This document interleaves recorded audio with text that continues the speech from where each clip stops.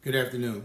Welcome to episode 48 of the Blunt Talk Sports Podcast. I'm your host, Anthony Wright, coming to you from the warm and comfortable confines of Atlantic City, New Jersey. Wherever you may be watching or listening, I thank you as always. Like, share, and subscribe. It helps the channel. Hopping right into this episode, we're going to touch on the NBA draft. First round of the draft was last night. Draft recap. I didn't do a live stream yet. I'm actually about, full disclosure, I think I'm about 2 subscribers away from being able to do live streams. So help me get over the top, y'all. I'll say I'll be able to do one. If we get it done today, I'll hopefully be able to do a live stream by tonight. Nonetheless, though, NBA draft recap for the first round. As you know, because I've documented on this draft has been kind of weak. Most by analysts and experts, the same people that are wrong every fucking year, but I digress. The analysts and experts are saying how this is possibly a weak draft, and, the draft really doesn't start to the 7th or 8th pick. I've heard a lot of analogies, a lot of allegories to quantify what this draft means. Basically, they're saying it's a shit draft. For lack of better words, that's basically what they're saying. It's a shit draft. So, that being said, we're going to hop in right into it. I'm going to touch on the top 10 recap, touch on some players that I think are intriguing, some of the most perplexing picks, and who to potentially look for in the second round to get ready for the draft that's going to be happening later on this evening.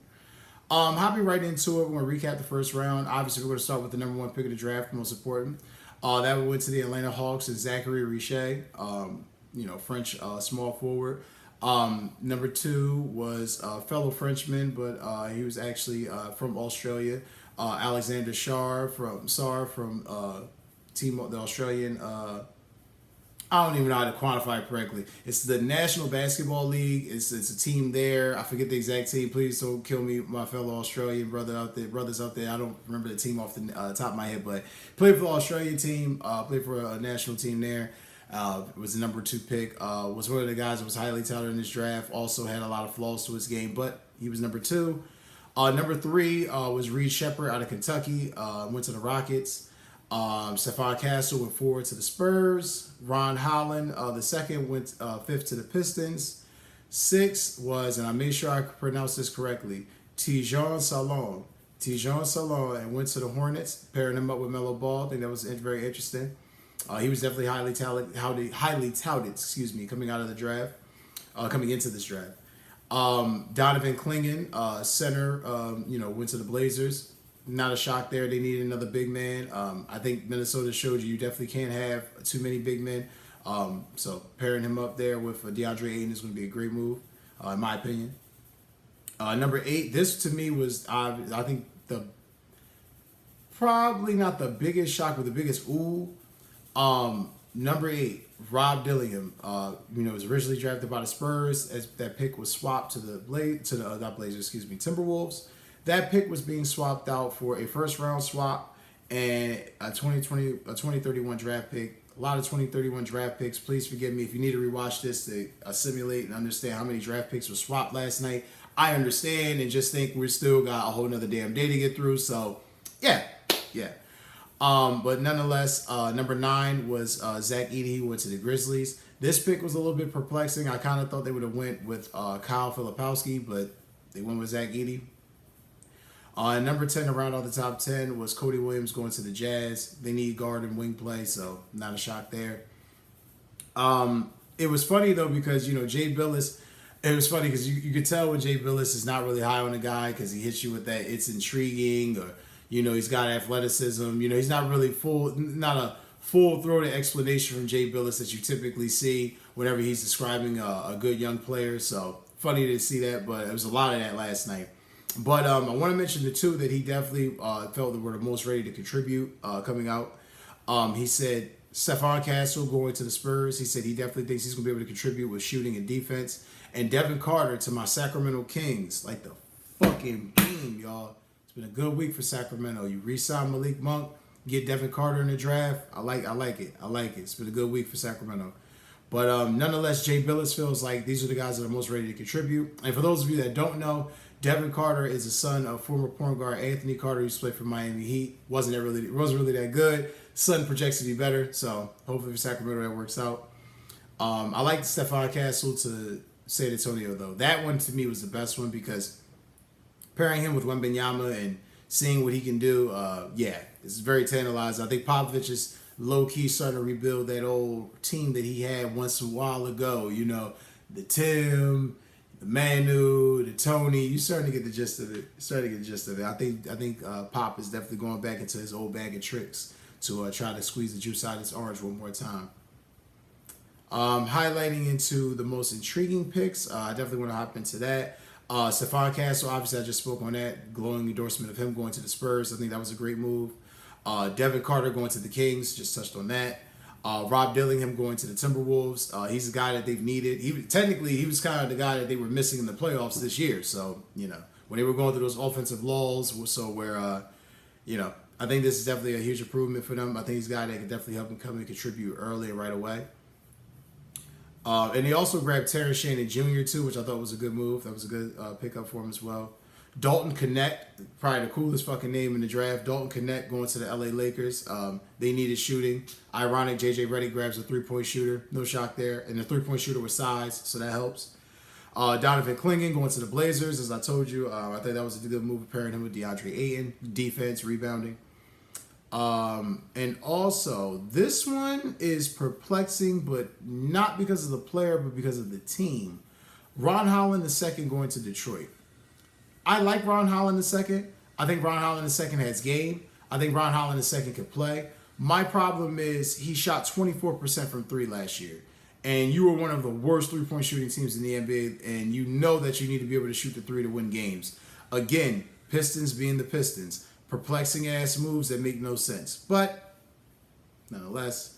So obviously we're going to hop onto the flip side of that. Flip side being the most perplexing moves that didn't really make the most sense, kind of caught us off guard. The first one, I kind of heard this synonymous across a couple different boards and shows and threads last night going into this morning. AJ Johnson going to the Bucks. He went 23rd when he was projected to be a second round pick. Not really sure what Doc Rivers is doing there. But then again, not really ever sure what Doc Rivers is doing. You know, outside of the 2008 season with the Celtics, or maybe even that late finals run again with the Celtics in 2010, 2011, we don't know really what Doc Rivers is doing. A lot of his moves compounded to him getting fired or his team not making it to the second round or flaming out in the first or second round. So very, very confused as to what the thought process was with that one. But kind of shocked to see Tyler Kolek not go anywhere. He's definitely, I think he's better than some of the guards that got drafted ahead of him in this draft. Kyle Filipowski, shocked that he's not off the board yet. Also, too, this one, I think I'd be remiss if I didn't say this. Zach Edey. I know Zach Edey's not necessarily a bum, but if we're talking NBA centers, right, we're talking NBA game, he's not a top 10 pick.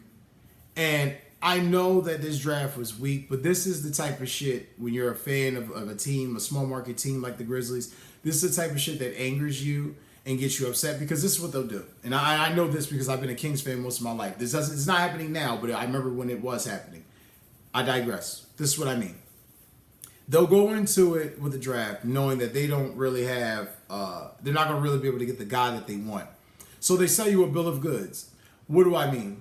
Hey, we're really, looking at, Tijuan Salon and, might move up for Stephon Castle, Reed Shepherd's kind of interesting to us, but damn good and well some of that smoke screen. And then you hear late, hey, maybe Donovan Clingan's the answer, but all along they knew they wanted Zach Edey. Zach Edey to me doesn't have NBA game. He doesn't scream to me a good young NBA center. Kind of a nod to the throwback, a little Luke Longley-ish. And hopefully I'm wrong, but that's what I see when I turn on the tape and look at his game. Not really impressed.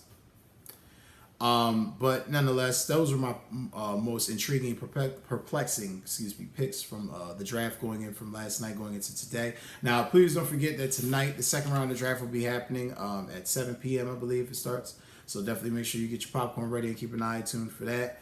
Definitely interested to see what teams are making moves to acquire as much talent as possible. Because I think the second round is going to have a lot more action than what the first round did as far as trades and movement. And with that being said, going into this, who am I looking forward to, in the second round I think is going to potentially get picked. The four names off the top of my head that came to my knowledge, I'm going to start from bottom to top. This one is not a household name. This is one that I've actually done some research on within the past couple months. and been very impressed with what I've saw and what I've read about this young man.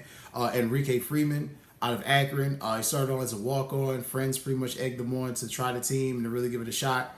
He made it. Coach liked what he saw. He's stuck around. Very interested to see where he falls. I think he has a chance to really be a nice potential story, to follow throughout the league this year, going into years to come. Of course, Bronny James. Where the hell does Bronny go?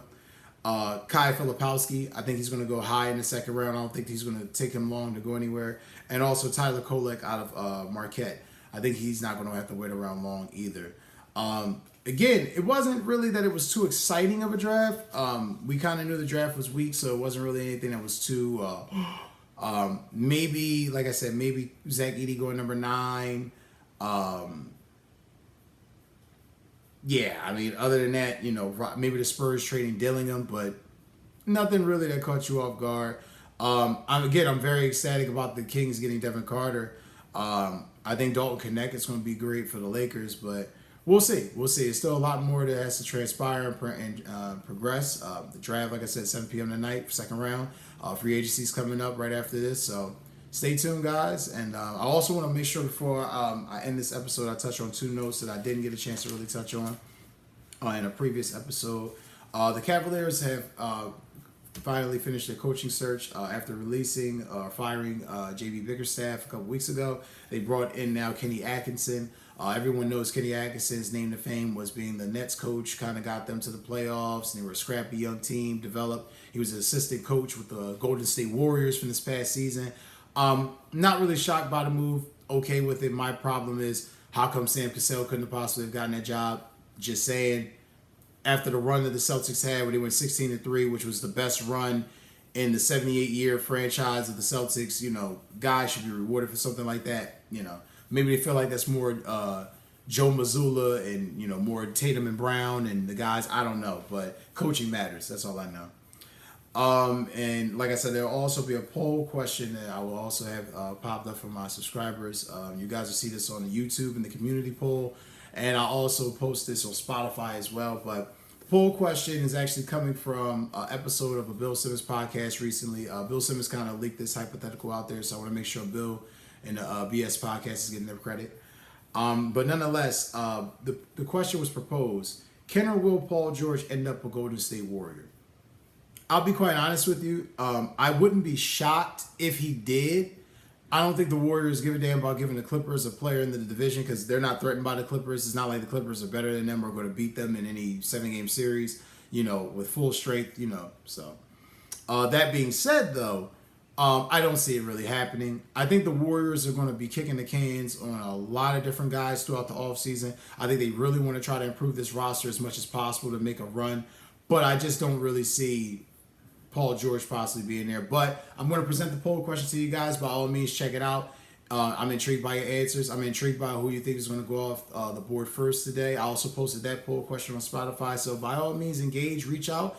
And this is the Blunt Talk Sports podcast. So I appreciate the engagement and the feedback because everything's blunt. And we talk about this shit every day. So I thank you guys as always for watching. Like, share, and subscribe. Take care. Enjoy the draft tonight. And I'll see you guys tomorrow with another episode. Enjoy your day.